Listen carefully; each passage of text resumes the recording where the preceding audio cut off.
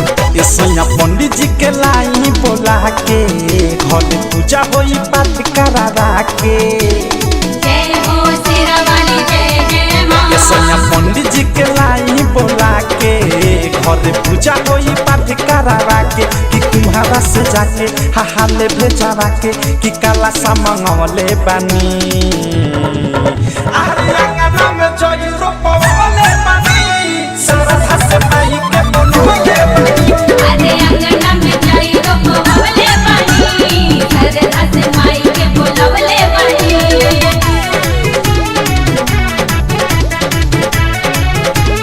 जय मां जय मां जय मां।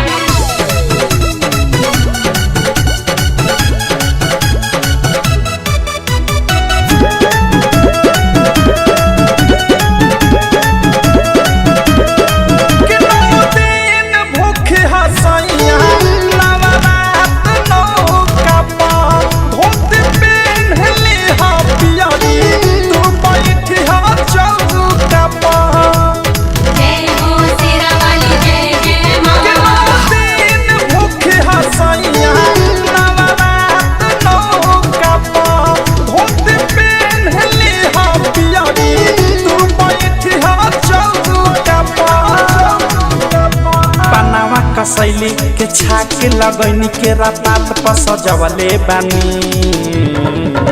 अरे अंगना में जई रोपवले बानी सारा हस माई के बोलवे अरे अंगना में जाई रोपवले बानी सरधा से माई के बोलवले बानी।